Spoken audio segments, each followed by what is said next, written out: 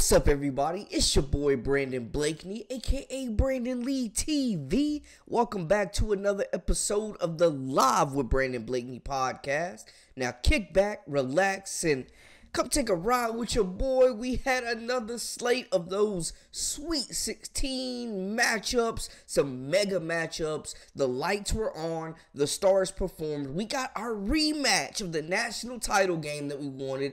Iowa versus LSU Part 2.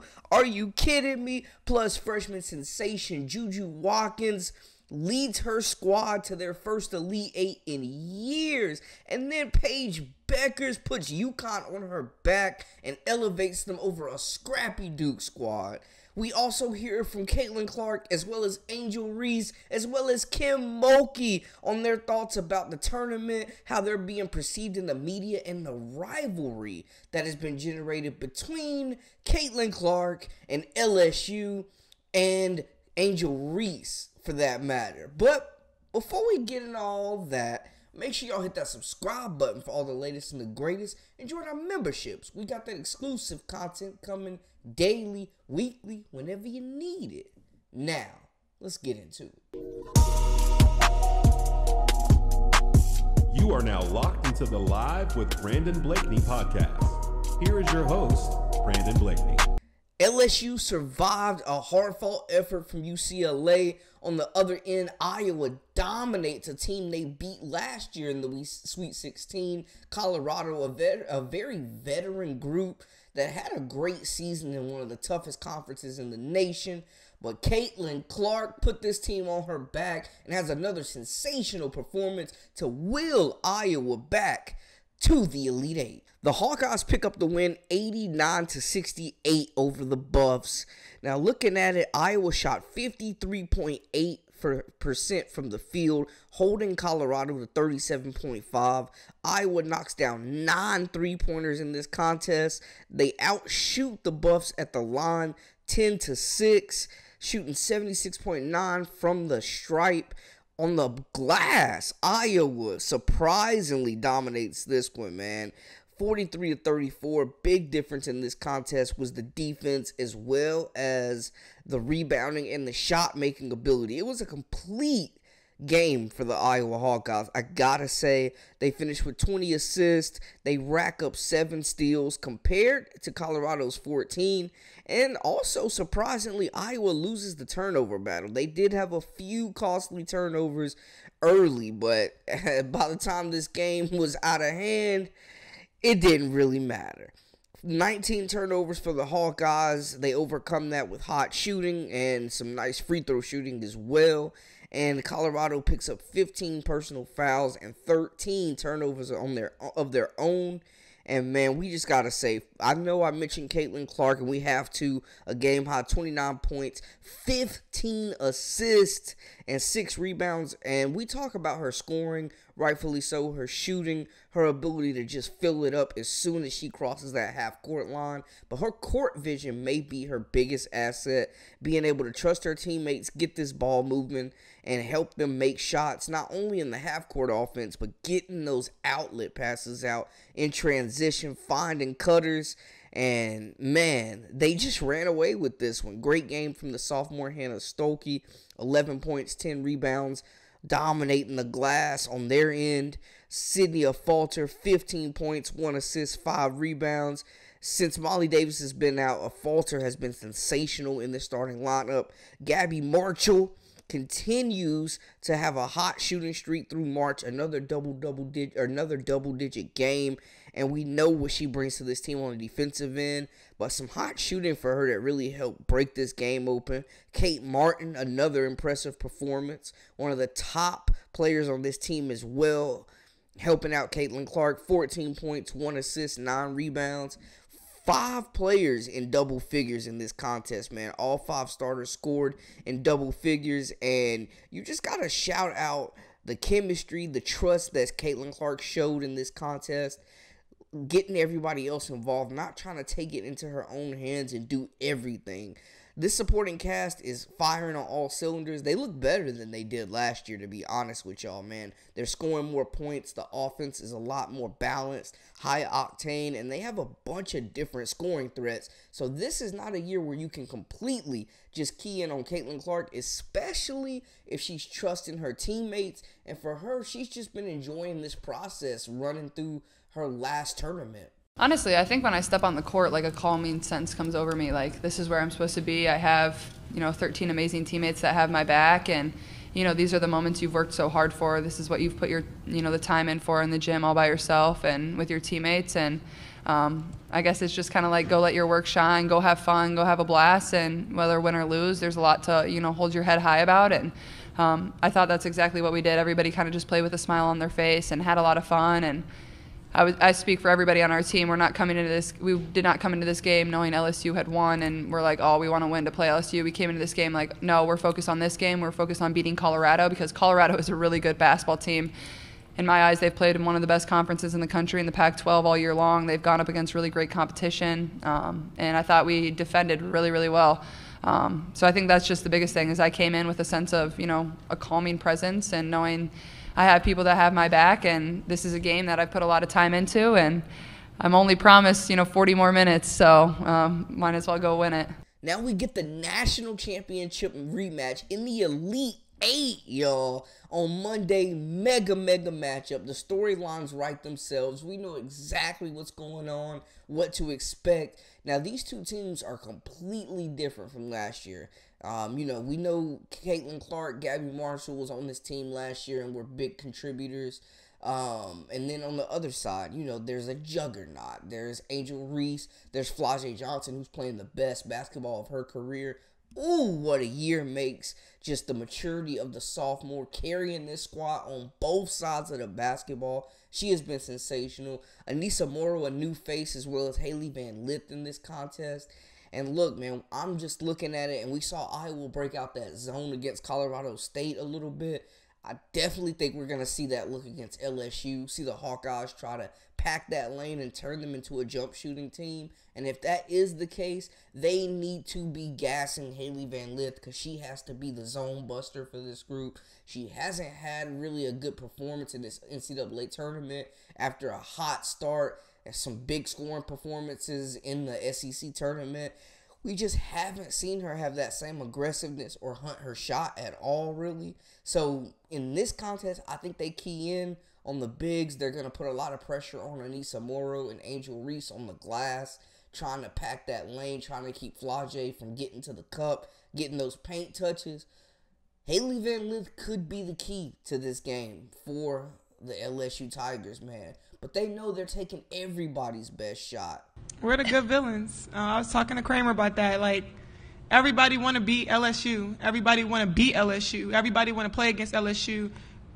You got to realize, like, we're not any regular basketball team. Like, the coach talks about it all the time. Like, she calls us the Beatles. Like, people are running after our butts. People are coming at games. You're seeing sellouts. You're seeing people buying jerseys. You're seeing more sellouts than the men. Like, we're impacting the game so much, and all of us are just super competitive and want to win and want to do whatever it takes to win. And we're just changing the game. We were talking about, like, we're doing the unknown. Me being able to, like, be on the court but also off the court. I like to model and do other things. Like, I can do both. Flau'jae can do both. Anissa can do both. We can all do both, and that's what people don't believe in. Like, they don't think that we're focused, and we prove every single night.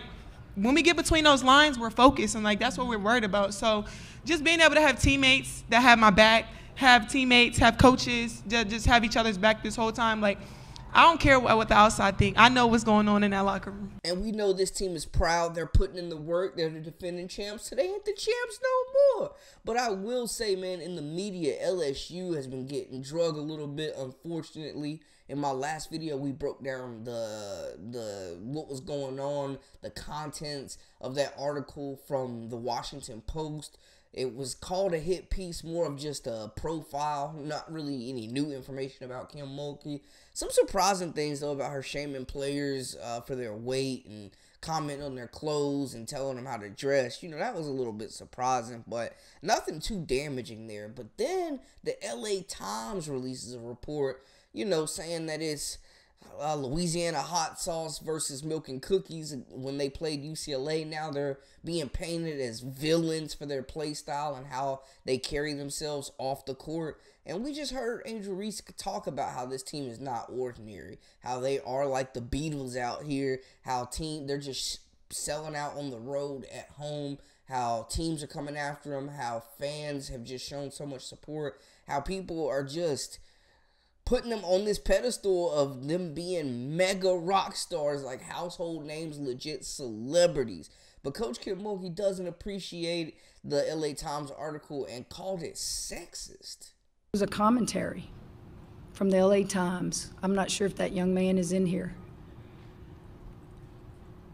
You can criticize coaches all you want. That's our business. You can come at us and say you're the worst coach in America. I hate you. I hate everything about you. We expect that. It comes with the territory. But the one thing I'm not going to let you do, I'm not going to let you attack young people. And there were some things in this commentary, guys, that you should be offended by as women. It was so sexist, and they don't even know it. It was good versus evil in that game today. Evil?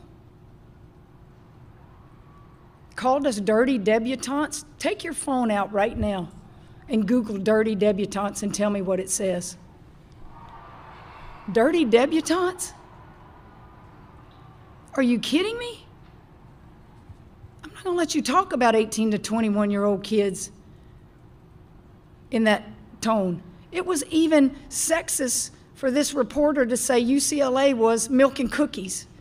Now, you women sit there and you keep your mouth shut if you want. I'm in the last third of my career, but I'm not going to let sexism continue. And if you don't think that's sexism, then you're in denial. How dare people attack kids like that? You don't have to like the way we play. You don't have to like the way we trash talk. You don't have to like any of that. We're good with that.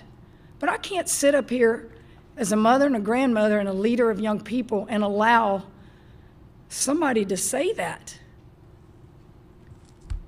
Miss Armour, I think you asked me the other day and I cut you off, didn't I? Maybe that's your story to write. Didn't you ask me something about a man and I cut you off? Think about what I'm saying, okay? Because, guys, that's wrong. I don't even know what dirty debutantes are, but I know when I Googled it, I went, growing the game was a part of it. How many of you have been to Baton Rouge, Louisiana? Raise your hand and seen our games. How many of you have been to an SEC game when we played on the road? You want to talk about growing the game? Go see our crowds, people.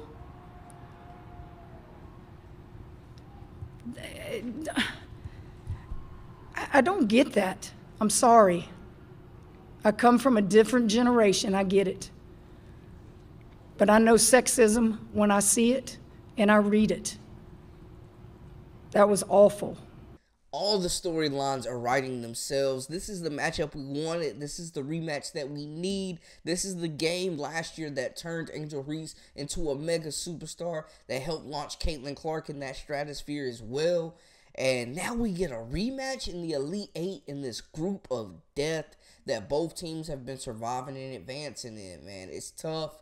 And you still, got the number one seed in there as well. So it's just, it's interesting to see Iowa number one versus LSU number two. Both these teams have just fought through the gauntlet, and now we find ourselves here in the rematch.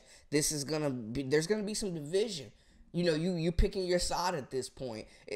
Twitter, all social media is going to be borderline unbearable before and during this game. A lot of smack talk, a lot of people on both opposing sides with their view of what a college basketball team should look like. So we'll definitely keep you guys posted, but definitely for Iowa, it's going to be making shots, sharing the basketball. LSU got to continue to do what they do, relying on that starting five, relying on that strength on the glass, blocking shots, and just making things difficult because they've turned their defense up a notch. So we'll see, man. The LSU Tigers obviously dominated this Iowa team, left a bad taste in Caitlin Clark's mouth, so now she comes for her redemption.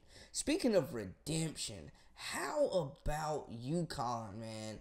Defeating Duke. Paige Becker's coming back. Gina Auriemma saying she's the best player in the nation. She's averaging over 28 points in her last several games combined. She's been arguably the best player in this tournament, doing a little bit of everything, playing the 1 through 4 for this group, the most efficient, elitist player that we may have seen in this game, according to Don Staley. And Becker's, man, after 2 season-ending injuries, has come back with a vengeance, blocking shots, getting steals, scoring the basketball from all over, and continuing to make the right play after play after play. Uconn took the dub over Duke, 53-45, and the Blue Devils just did not have enough offense in this contest, and it really ended up doing them in along with the turnovers, but we'll get to that. So Uconn really, it was only, you look at the score and doesn't like a dominant performance, but this was a pretty dominant performance from Uconn. I'm not going to hold y'all. They shot 40% from the field. Both teams shot atrocious from 3. Duke a little better at 21.1 compared to Uconn's 18.8. The Blue Devils knocked down 4 3-pointers compared to Uconn's 3. The free throw shooting wasn't much better for Uconn, shooting 60% from the line, and then Duke left 2 free throws at the line. The Blue Devils' effort is unmatched. You cannot question the heart and the soul of this team. They dominate on the glass, 43-28, despite having Aaliyah Edwards out there. And then the assist battle, of course, Uconn takes that 16-8. Both teams have 6 blocks, but the turnovers destroyed Duke. And this is a team that turns the ball over more than the assists they rack up in this game. They have a negative assist to turnover ratio for this squad. 23 turnovers. They do not have the offense to not be able to get up more than 18 shots and win games. Like, that's just not their strength. They like to turn defense into offense and get out in transition. And Uconn was not turning that rock over. They win the turnover battle plus 10, 13-23, and draw 20 fouls on the Blue Devils, man. Looking at it for Duke, Kennedy Brown, 10 rebounds, 4 points for her. Did her best against Aaliyah Edwards. Still was active on the glass, but never really got her rhythm going in the offensive side of things. Reagan Richardson, another third double-digit game for her. 10 points, 1 assist, 2 rebounds. And she's been spectacular through this tournament. But like the rest of this team, she just struggled to find her shot, man, to be honest with y'all. It was a quiet night from the sharpshooter Ashlyn Jackson, the multifaceted guard who is usually the aggressor on this team and makes plays when they need her to. Shot just was not falling.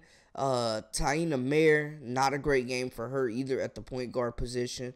5 points, 2 assists, 2 rebounds. Really never established a rhythm. Led the Blue Devils in scoring with 15 points and 6 rebounds. And, I mean, this team overachieved this year. You know, they were picked to finish 7th in the ACC. End up getting to the Sweet 16 with majority of underclassmen. And they're still in the running. This is the battle for Sarah Strong between these programs. So Duke will absolutely be back, and I think they overachieved this year, and they are ahead of schedule. So shout out to them.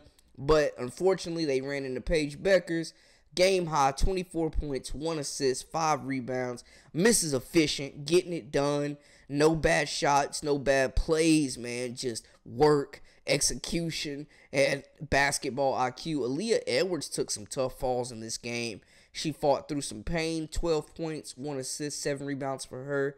KK Arnold, one of the Uconn's freshmen, 12 points, 4 assists, 3 rebounds. Nika Mule continues to be the lead playmaker for this group. 8 assists, 3 rebounds, or 3 points, 6 rebounds for her.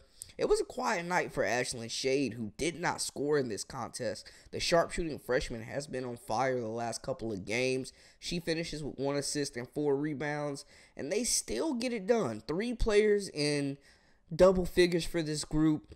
Huge effort from KK Arnold and Beckers on the defensive side. Edwards locking down that paint. And the dynamic duo of Beckers and Edwards lead Uconn to another win in this tournament. And they survive and advance, man, to face USC, a upstart program who is back to national relevancy. But Uconn, man, Paige Beckers, can't say it enough. Just one of the best players in the nation. One of the fan favorites to watch. True redemption story. And the Huskies just keep winning and proving the doubters wrong. Now, the bettors, Vegas as well as ESPN are saying that they have the best chance to knock off South Carolina in that championship game. But they will have their hands full with a very tough Southern California squad led by Juju Watkins, the freshman sensation. This group is rolling. They're the number 1 seed in their region, and for good reason. USC beat a very tough, well-coached, disciplined, and just guard-dominated Baylor squad that really lit it up from 3. It just wasn't quite enough. USC, man, really fought. They went into the fourth quarter trailing in this game, closed it out in style. They outshoot Baylor 39.4% from the field compared to 38.6% from Baylor. Baylor did knock down 9 3-pointers compared to USC's 5, but the aggressiveness, being able to get to the free throw line is something that USC does. It's something that Juju Watkins does very well. Nobody draws more fouls than her. They shoot 21 free throws, knock down 17 of them. And then for Baylor, man, they could have won this game at the line. They dropped 5 points. They left 5 free ones at the line and ended up costing them. They win the rebounding battle. The Bears do 44-41, plus 3 on that end. More assists, 17 assists. USC getting it done late on the defensive end. Juju Watkins came up with a huge block. Ryan Marshall was really good in this game as well, defending the paint. USC comes up with 7 blocks. They force 10 turnovers. But the free throw line really cost Baylor, man, in this contest. They fell down. They had multiple points in this game, but the hot shooting, the guard play, and the effort never lacked. Dariana Littlepage Bugs scored in double figures for Baylor, 12 points and 11 rebounds for the forward. Nice double-double for her. Sarah Andrews, hot shooting night for her, 17 points, 3 assists, 2 rebounds. Jada Walker was unguardable in this contest. Mid-range assassin, 15 points, 7 assists, 3 rebounds. Gave those USC guards all they could handle. Just a quick first step and nasty pull-up jumper for her. Asia Blackwell, big in this game for the Baylor Bears as well, shooting the 3 ball, 9 points for her. Dreuna Edwards put up 9 points as well. Balanced attack for Baylor, man. They just ran out of gas and couldn't quite make enough shots. You live by the 3, you die by the 3 sometimes. On the other side for USC, Juju Watkins, a 30-piece. Are you kidding me? First Elite 16 appearance for her, and she's got a 30-piece to take USC to the Elite 8? Are you kidding me? We talking about a team that lost 2 WNBA draft picks, people, and they still got the number 1 recruiting class in the nation right now coming in next year. So reinforcements are on the way for Juju, but we don't want to look too far ahead. So we're still in that freshman season where she's giving out 30 balls out here. Mackenzie Forbes has been sensational shooting the basketball for this group. 14 points, 2 assists, 2 rebounds. We got to shout out Kayla Padilla as well, who was great in this game. 8 points, 3 assists, 4 rebounds. She was out there chasing around those Baylor guards, but also came up with some key buckets for this group. Having those veteran presence, those guards, Padilla and Forbes, to really compliment Juju has been really beneficial for the freshmen this season. Having that supporting cast, having those shooters around, and those 2 players showing that if you do run them off the line, they can get to the cup. Ryan Marshall continues to be a force on the glass and in the paint. 11 points, 1 assist, 16 rebounds, a game high for her. And the Trojans keep marching on. Caitlin Davis, one of the favorites of the coaching staff on this team, one of the veteran leaders who they trust with the game on the line to be in there to make a play on both ends. 7 points, 1 assist, 5 rebounds. The glue player for this group, truthfully. USC marches on. And they have a big matchup with Uconn, an more experienced team. But we get Beckers versus Juju.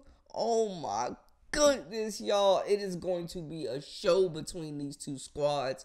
And just two great stories. You got Juju, who's really revived this program. I know they made the tournament last year, but they haven't been in national relevance. They haven't been to these type of heights in quite some time. On the other side, it's business as usual for UConn. They expected to be here. Unfortunately, they're not at full strength. They lost at least 5 players that were expected to be starters or be big contributors in this lineup. And they've relied on freshmen like Ashlyn Shade and KK Arnold to step up. Ice Brady as well at times. Like, they've really had a next man up approach. Paige Beckers has been playing out of position, playing the 4 for this group, and continues to be just the most versatile player in the tournament right now. Stuff in the stat. Just on both ends, her scoring, whenever they need a bucket, they can go to Paige Beckers late in the shot clock and she can get a shot off.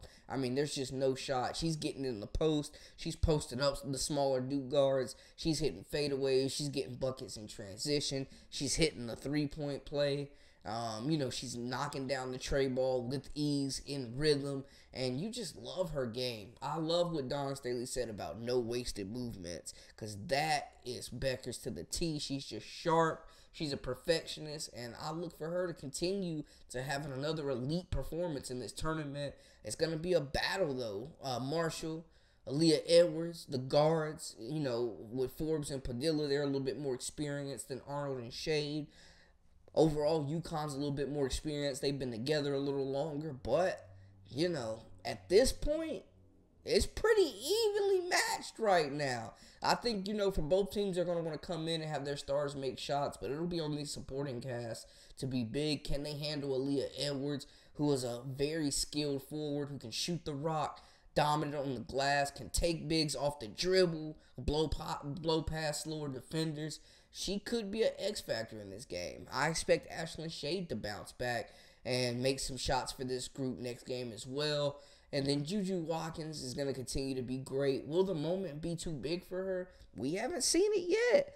We have not seen it yet. So it'll be interesting to see if Beckers is the one that takes on that challenge of guarding the sensational freshman. But great season so far for both these programs, and they can hold their heads high for sure. But y'all let me know how y'all feel in the comments about the matchups coming up. We know these Elite 8 matchups. The stars have performed. All the stars came out to play. It was an All-American lineup, and everybody, Angel Reese, Caitlin Clark, Juju Watkins, Paige Beckers, all put up numbers for their squads. They did not disappoint, and now we are geeked for these Elite 8 matchups coming up, man. Like I said, the storylines are writing themselves, people. But y'all make sure let me know how y'all feel in the comments. Give me predictions. Let me know who was balling out, who we missed, who we need to be talking about, who we need to be keeping an eye on, and who can challenge those South Carolina Gamecocks. My goodness. We know they're going to be in action later today as well.